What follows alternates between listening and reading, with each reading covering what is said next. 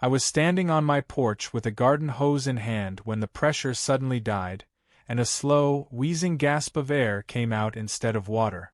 I blinked twice, gave the hose a shake, and turned the faucet off and back on again, but nothing changed. Just that pathetic hiss like a dying balloon. It was the fourth day of a brutal heat wave, and the city had already placed water restrictions. I'd complied down to the last drop. So why was my line empty? I turned toward my front yard, scanning for any signs of a burst pipe, but that's when I heard it, this low, rhythmic gurgling like a jacuzzi bubbling at full blast. The sound didn't come from my property, but from the other side of the wooden fence I shared with my neighbor Karen.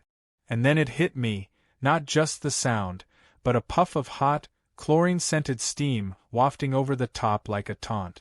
My eyes narrowed. I followed the sound like a bloodhound, crept to the edge of the fence, and peeked over. And there she was, Karen, lounging like Cleopatra in a steaming hot tub, oversized sunglasses, pink bathrobe slipping off one shoulder, and in her hand, a goblet of white wine at 11 a.m. My jaw clenched. But what made my blood boil wasn't her luxurious soak during a water crisis. It was the long green hose, clearly mine, stretched from her tub all the way under the fence and into my spigot. I wasn't just losing water. I was filling Karen's spa day. I cleared my throat loudly enough for a marching band. She didn't flinch. I raised my voice and said, "Hey Karen? That's my water line you're using." She tilted her head slightly, as if the wind was making some funny noise, then went back to sipping her wine and adjusting her bubble jet. The audacity was Olympic level. Not just theft, blatant, arrogant, entitled theft. I marched over to the fence gate and knocked twice, firm and fast. Still nothing. I knocked again, harder this time. Finally, Karen lifted her glasses, made direct eye contact with me, and said, "Oh, is something the matter? I'm having my self-care hour." Her voice was sugary poison. "You're stealing my water during a drought," I snapped. "You've got your hose running right from my faucet." Karen slowly blinked, tilted her head to the side and said, "Oh relax, it's just water. You weren't using it anyway." I actually laughed. The kind of laugh people let out when reality bends too far. I told her to disconnect it immediately. She smiled, then turned up her Bluetooth speaker and closed her eyes as if I wasn't even there. When I called the HOA, they asked me to submit a formal complaint with photos, signatures, timestamps, and a written explanation of the confrontation. I did all of it, including footage from my porch camera clearly showing Karen dragging the hose over to her side. I expected a clear outcome. Instead, I got fined. The letter said, "Violation of Community Civility Code, accusatory behavior toward neighbor." Apparently, Karen beat me to the punch and reported me for verbal intimidation and harassment over a gardening hose. I was stunned. Not only had she stolen my utilities, but now I was being penalized for calling it out. That night, I sat in my kitchen stewing in silence, nursing a can of soda and rereading the fine letter like it would suddenly make sense the 20th time. It didn't. Karen had twisted the story in record time and got the HOA eating from her manicured hand. I pulled out my phone and scrolled through my saved contact. I paused on one name, J. Mudline Castillo, an old buddy of mine who now worked sanitation for the city. If anyone knew how to reroute fluids legally and creatively, it was Jay. I hit call. After a few rings, his familiar raspy voice answered, "Nate, haven't heard from you since the sewer backup at the ballpark. What's up?" I grinned and said, "Buddy, you ever hear of someone using a neighbor's water line to fill a hot tub?" Jay laughed like a hyena. "That's a new level of freeloading." I leaned back in my chair. I need a little plumbing help. But more importantly, I need it to stink. Jay and I met the next day under the guise of garden repairs. We stood by the side of my house, inspecting the outdoor spigot Karen had hijacked. Jay looked it over with a smirk. "What do you want coming out of this? Just stink water? Or full-on sewer burp?" I said, somewhere between rotten footbath and zombie swamp. He chuckled, scratched his chin, and said, "I've got a spare sump pump from an old project. There's an old graywater maintenance line just under your crawl space. Legal to tap as long as it doesn't mix with domestic plumbing." I looked him dead in the eye. "Can we make it look normal until she turns it on?" Jay grinned. "Oh, I can make it poetic." 2 nights later, while the neighborhood slept and Karen's tub stood dry and arrogant, Jay and I installed the valve. It looked like a regular connection from the outside, but when flipped, it switched from clean water to the foulest reservoir south of the property line. The handle was hidden under a decorative stone gnome I bought just for the occasion. And just like that, we had a trap ready to spring. The next morning, like clockwork, Karen strolled out with her usual sun hat and Bluetooth speaker. She wheeled out the tub lid, flopped it open, and dragged the hose from her side of the fence. I watched from behind my blinds as she attached it to the intake valve of her beloved hot tub, then traipsed over to my spigot and gave it a twist. Water began to flow. She didn't know I had already flipped the secret valve 2 hours ago. This wasn't water. This was sewer soul soup. And she was about to bathe in it. But I didn't film yet. Not on day 1. This was reconnaissance. I needed her to think everything was normal. The trap had been baited. The gnome stood guard. The hose was back in her corner. And soon, very soon, she'd settle in for her bubbly soak, lean back, and inhale the first scent of what she thought was lavender. But it wouldn't be lavender. It would be vengeance. The next day rolled around with a heat wave worse than the last. My lawn had started to yellow, my tomatoes were shriveling, and I was beginning to wonder if this entire summer would pass without a single drop of mercy from the clouds. But even as the sun scorched the pavement and heat shimmered off the rooftops, one corner of the neighborhood seemed immune to drought. Karen's backyard. Around 10 a.m., I heard the now familiar hiss of her hose dragging across concrete. I didn't even need to look anymore. Her routine was consistent. Roll out the hot tub cover, set up her Bluetooth speaker, crank up some generic spa playlist, and start stealing water from my faucet like it was her personal well. But this time I was ready. The trap had been set. The gnome was sitting stoically above the valve, and I had already flipped it to graywater mode early that morning. Karen, completely oblivious, had no idea her pampered paradise was about to become a cesspool. I sat inside with a fresh cup of iced coffee, watching her through the side window blind. She twisted the spigot handle, and the hose filled with pressure, only this time it wasn't the clean, filtered city water she was used to. It was recycled waste fluid, pumped straight from a rarely used maintenance tunnel that Jay had tapped into.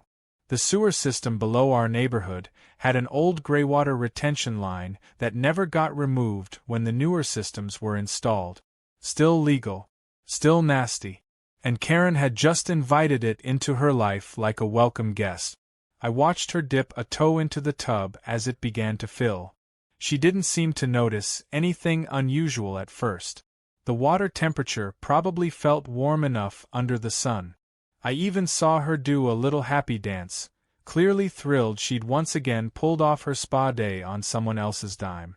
She took off her cover-up and climbed in, leaned back against the inflated rim of the tub, and closed her eyes like she was in some 5-star resort. That's when the first hint of sourness must have hit her nose. Her eyebrows twitched. She sniffed once, then waved a hand in front of her face like maybe a squirrel had died nearby. She shifted in the tub, trying to ignore it, but as the bubbles kicked in, the graywater finally started doing what graywater does. The tub foamed, not white and clean, but yellowish and sickly. Clumps floated up. Karen sat bolt upright, squinting into the murky water. She reached down and scooped some up into her palm, sniffed it directly, and then immediately screamed. She scrambled backward, slipping and flailing as she tried to leap out of the tub like it had turned into boiling oil. Her foot caught the edge, she flipped sideways, and landed face-first into her own lawn. I watched, wide-eyed, hand over my mouth, trying not to laugh. She rolled over, dripping in sewer sludge and flailing around like she'd just escaped quicksand. From inside my house, I could still hear her shrieking. "What the hell is this? What is this?" she yelled, staggering around in a soapy mess that was anything but soap. She grabbed a towel, but that was no help. It just smeared the brown-tinged water all over her arms and legs. Her Bluetooth speaker, still playing a song about waterfalls and peace, only made it more absurd. One of her friends came running over from across the street, saw the mess, and immediately backed up with both hands raised like Karen was radioactive. "Oh my God, what happened?" her friend asked. "It smells like, oh no. Oh no no no." Karen gagged and then, very dramatically, vomited into a flower bed. I turned away, partly out of pity, mostly because I was laughing so hard I couldn't breathe. My plan had worked even better than expected. She hadn't just been inconvenienced, she had been completely humiliated by her own greed. But I knew better than to think it was over. Karen wasn't the type to suffer in silence. That same evening, I got a knock at the door. I opened it to find her standing on my front step, soaked hair in a bun, wearing oversized sunglasses and an expression that could peel paint. In her hand was a manila envelope. "You think you're clever?" she hissed. "This is going to cost you everything." I raised an eyebrow. "You stole my water," she sneered. "And you poisoned me with sewage. That's assault." She threw the envelope at my chest and stormed off. Inside was a letter that appeared to be from a law firm, though a quick Google search told me otherwise. The lawyer listed at the bottom didn't even exist in our state's bar registry. It was a fake letter, probably something she'd paid for online to scare me. Still, I scanned the contents and forwarded it to a real attorney I knew, just in case. The next day, as expected, I received another letter, this time from the HOA. They were responding to a new complaint from Karen about illegal plumbing work and public health violations. I was once again the villain in her twisted version of events. The HOA requested an inspection of my outdoor line. I knew they'd try something like this. Thankfully, I had Jay document the entire modification process with timestamps, blueprints, and a notarized statement showing the graywater line was entirely separate from the house system.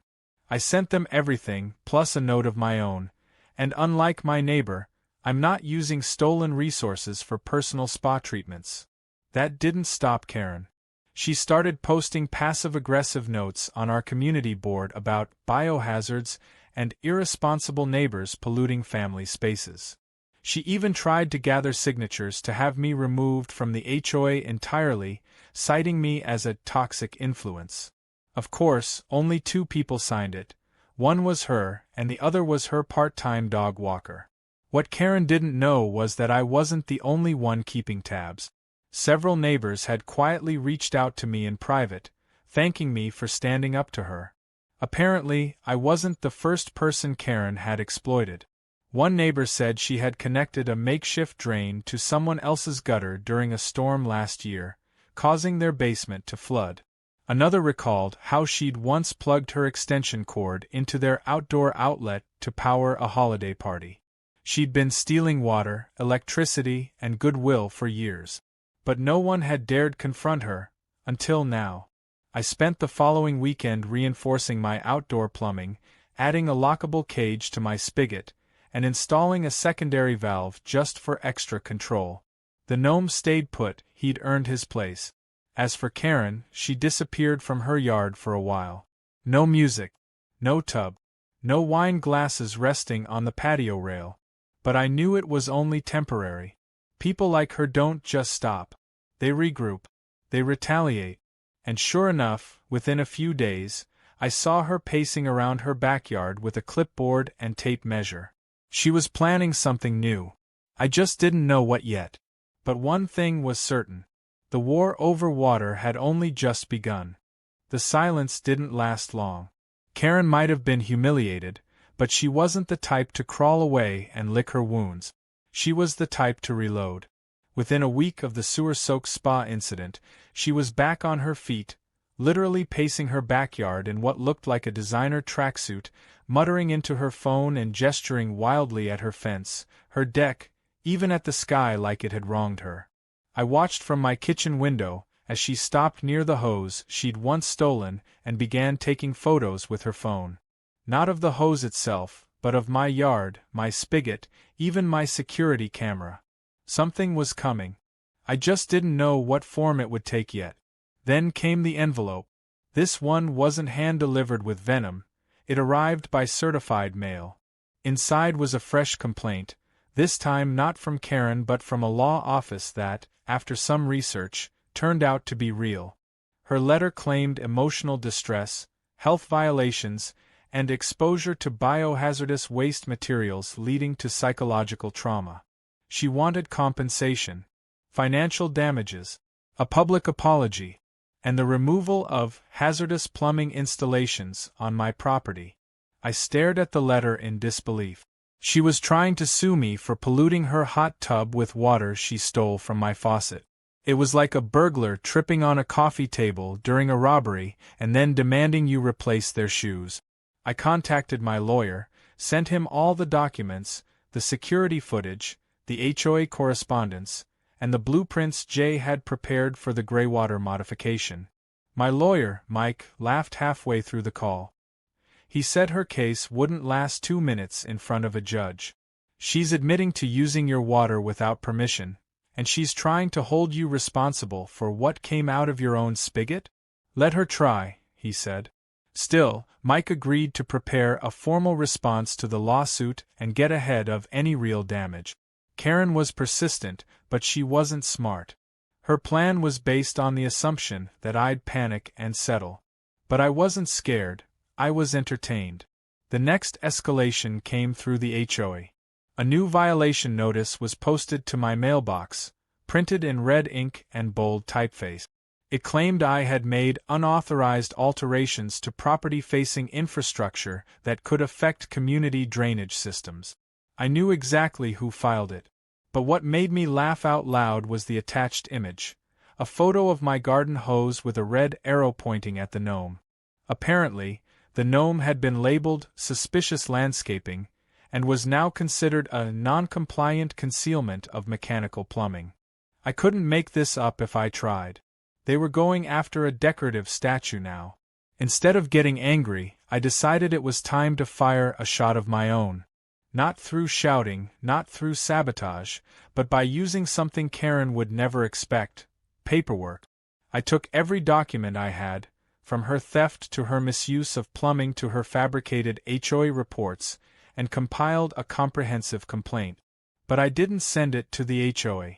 I sent it to the local health department.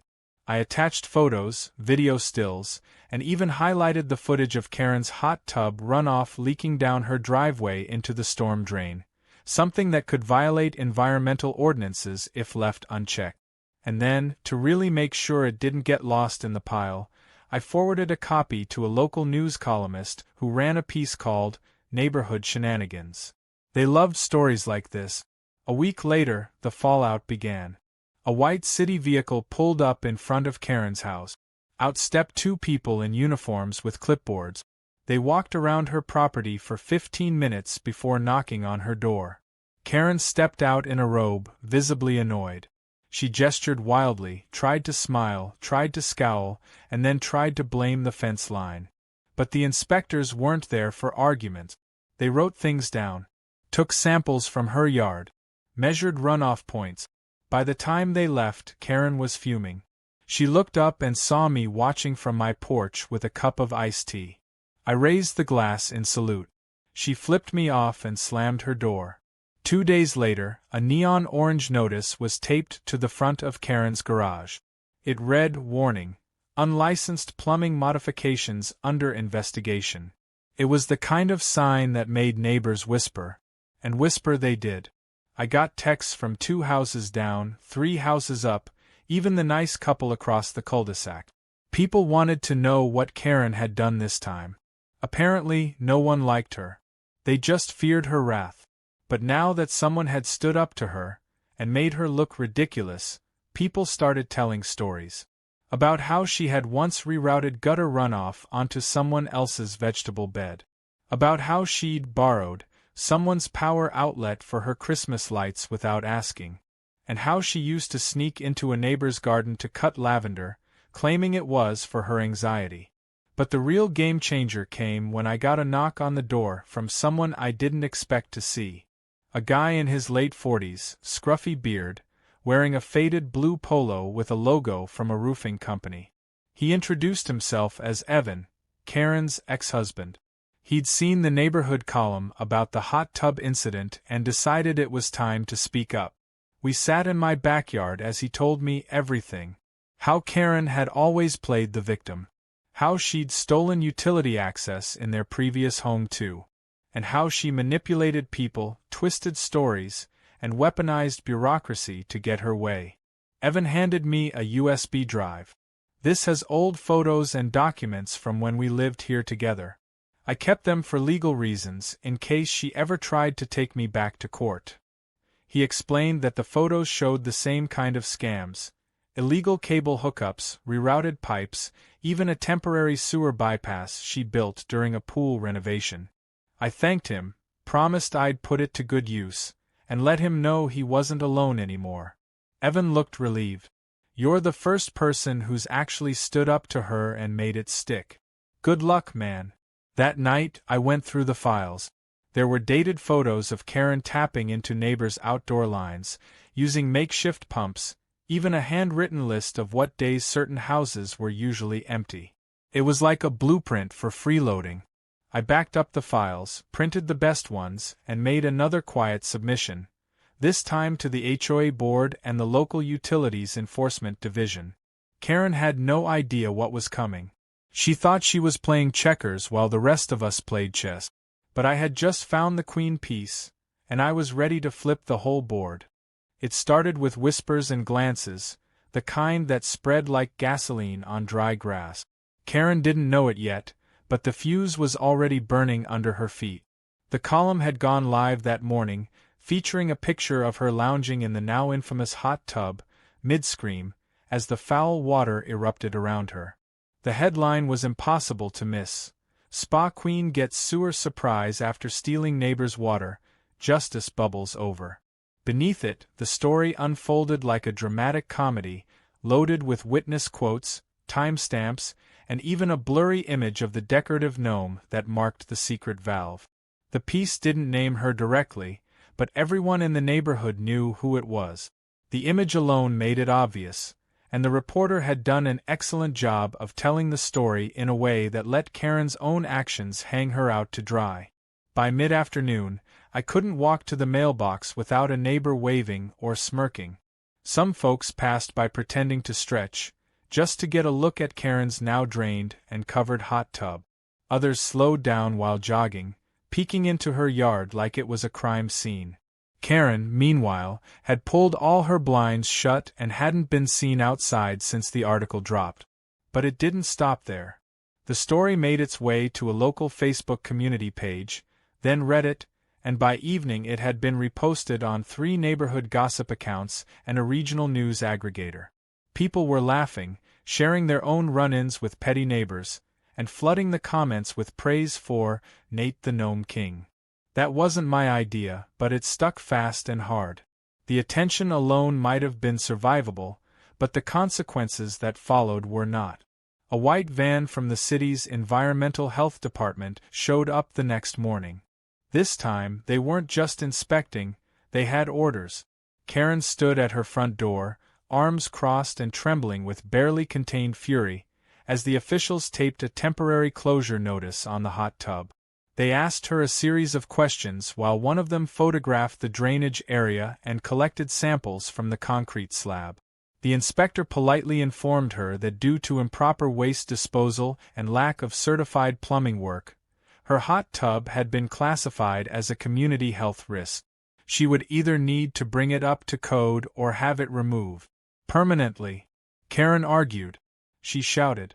She called someone on the phone, pacing in her slippers and barking into the receiver like a CEO having a meltdown. But the officials didn't care. They were just there to enforce the orders. A second crew arrived around noon with masks and gloves, and the sight of them wrapping the tub in industrial plastic and loading it onto a flatbed truck might as well have been a parade. A few neighbors even clapped from their porches. Karen screamed at them too. "You think this is funny? This is harassment. I'll have you all sued." One old man across the street shouted back, "You already tried, sweetheart. Didn't work." She flipped him off, and he raised a can of soda in salute. By that evening, Karen's yard looked like the aftermath of a failed science experiment. The tub was gone. The surrounding grass was brown from chemical soap. Her patio furniture was stained with the lingering evidence of her entitlement. And through it all, she remained hidden inside, blinds down, lights off. I almost felt sorry for her. Almost. But then came the flyer. Folded neatly into every mailbox was a sheet from Karen titled, "A Message from a Harassed Resident." It was a rant-filled page blaming everyone from me to the HOA to the media.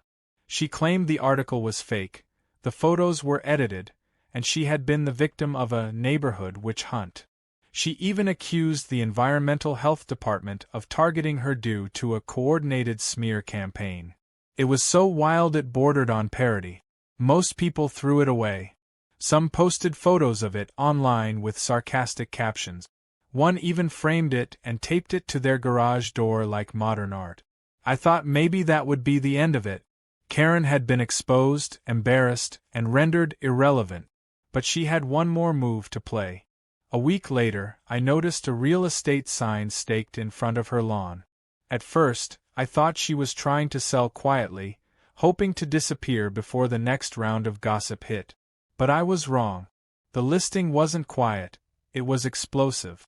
A realtor's website had posted it with photos of the house and backyard, all pristine and digitally enhanced, with a glowing description that made it sound like a suburban paradise. "Stunning Sparretti backyard oasis," it read. "Ideal for entertaining and self-care retreats." The hot tub, long gone, was still pictured in its former bubbly glory. The caption beneath it even said, "Fully permitted luxury spa system, recently serviced." That was the final straw. I forwarded the listing to the same reporter who had run the original column, along with a polite note that said, "Thought you might enjoy this fictional reboot." Within 24 hours, a follow-up article dropped, "Hot Tub Hoax, Spa System in Viral Story Still Being Marketed Online." The article called out the false advertising, included before and after pictures, and confirmed with the city that no such permits existed. The real estate agent dropped the listing the next day. Karen's property went from hot commodity to cold lead in an instant. By now, the story had taken on a life of its own. Karen had become a meme, a cautionary tale, and an online example of entitlement gone wrong. But Karen wasn't quite finished. Her last-ditch effort was what she called a healing circle, where she invited neighbors to gather in her yard to talk about moving forward together. She even passed out pastel-colored invitations folded like little paper swans. Not one person showed up. Not one. The only thing that landed in her yard that day was a gag gift left anonymously, a pool rules sign bolted to a chunk of fake concrete, reading "No unauthorized soaking.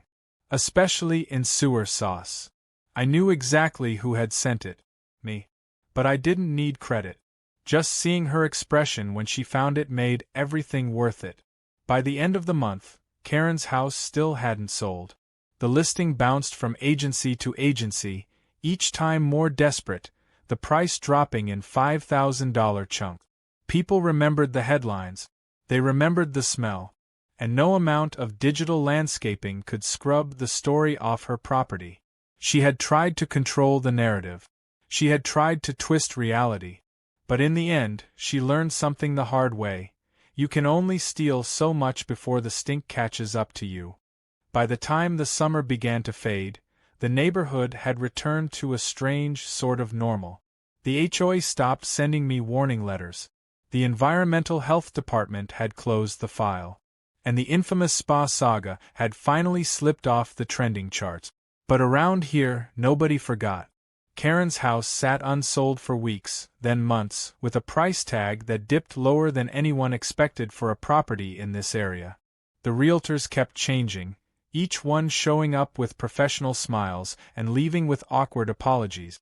Some tried to market it as a fixer-upper with unique neighborhood charm. Others avoided the backyard altogether. But the local legend couldn't be buried beneath a coat of paint and new shutters. The minute a prospective buyer asked a neighbor, the truth poured out like a geyser. Karen tried everything. She replaced the lawn, repainted the fence, even offered a discount on closing costs and added free appliances. None of it worked.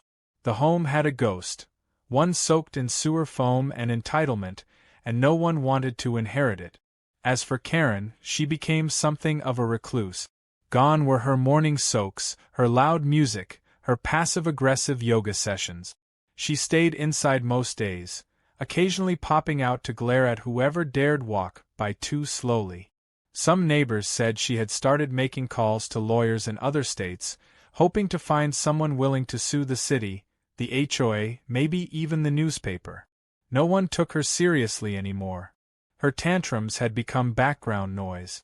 She had no allies left.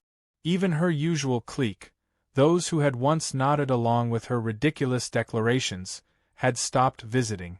Her house, once the self-proclaimed sanctuary of community wellness, now sat quiet, its windows like eyes that no longer watched, but sulked. Meanwhile, life on my side of the fence was finally peaceful. My garden was recovering, thanks to better water pressure and new irrigation. The birds had returned. The neighborhood dogs stopped barking every time someone passed Karen's property. Even the air felt lighter. It was like a storm had moved on, leaving the sunshine to return. I added a second security camera and locked the gnome in place with a small chain, just for the symbolism. The trap was no longer needed, but its legacy was too legendary to remove. People started dropping by more often. One neighbor brought fresh lemon bars as thanks for standing up for all of us. Another neighbor offered to help repaint my front gate, saying they were glad someone finally called her bluff. I never asked for the attention. I didn't want a parade. But hearing stories from others, how she'd borrowed tools and never returned them, or blamed their kids for garden damage that turned out to be raccoons, only confirmed what I'd suspected all along. Karen had been a problem long before the hot tub hose slithered into my life. I'd just been the first to say no. A few weeks later, I was sitting out back one evening, watching the sun dip behind the rooftops, when a manila envelope arrived in my mailbox. For a split second I felt that familiar jolt, another complaint, another legal threat, another wave of drama? But when I opened it, it was something entirely unexpected. Inside was a letter from the HOA board, addressed personally to me. It wasn't another warning. It was an apology. They acknowledged their mishandling of the early complaints and their failure to properly investigate Karen's accusations. They also informed me that Karen's fines had been reinstated following the health department's findings, and that her HOA privileges were now suspended indefinitely. The letter ended with a surprising request. Would I be willing to consider joining the HOA board? They were looking for members who actually understood how to handle real issues. I laughed out loud. Me? On the board that once fined me for accusatory behavior? Still, I had to admit it was poetic. I thought about it for a few days before replying. I didn't want to become what I'd fought. But I realized maybe the best way to prevent another Karen was to have someone on the inside who didn't fold under pressure. I wrote back with conditions. No arbitrary fines, no favoritism, and every complaint had to come with video or photographic evidence. They agreed. That October, I officially joined the HOA board. Not out of ambition, but out of principle. It wasn't glamorous. Mostly just email threads and occasional meetings in a too-warm clubhouse. But when someone brought up a noise complaint or a parking issue, I made sure it was handled with fairness and actual proof. No more weaponized rules. No more fake lawsuit. Just common sense and community sanity. Karen didn't take it well. When she received the official notice that I was now on the board, she stormed down to the clubhouse during our next meeting and demanded an audience. She accused the board of conspiring against her, of allowing a sewer saboteur to hold authority over her property. We calmly reminded her that she was no longer a member in good standing and would need to submit her complaints in writing like everyone else. She left red-faced and trembling. That was the last time she ever appeared in public. Then, one morning in late November, a moving truck appeared outside her house.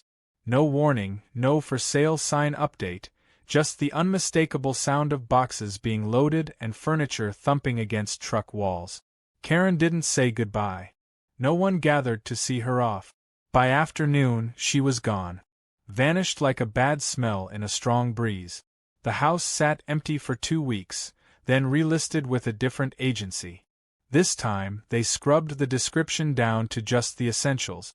3-bed, 2-bath, new paint, price to move. The hot tub was never mentioned again. When the new family moved in, quiet couple, 2 small kids, a Labrador puppy, the neighborhood let out a collective sigh of relief. I introduced myself, welcomed them, and gave only the gentlest of warnings. If you ever want to use the garden spigot, just ask. They laughed and said, "Don't worry, we heard the story already. You're kind of a legend." I rolled my eyes, but inside I was proud. Not because I'd gone to war with Karen, but because I'd proven that standing up for yourself, even against petty tyrants with too much time and too little empathy, actually worked. Before the new year rolled in, I printed out one of the viral images from the news article. The moment Karen stood in her yard, covered in sewer foam, screaming into the air with the hose still in hand. I framed it. Not to gloat, not to celebrate cruelty, but as a reminder of what happens when entitlement goes unchecked. It hung in my garage, next to the breaker box, where only I could see it. And every time I turned the lights on, I smiled. And as for the little gnome with the hidden valve beneath him, he stayed where he was. His job was done, but he had earned his place in history. No one dared touch the spigot again. And no one ever looked at a hot tub the same way.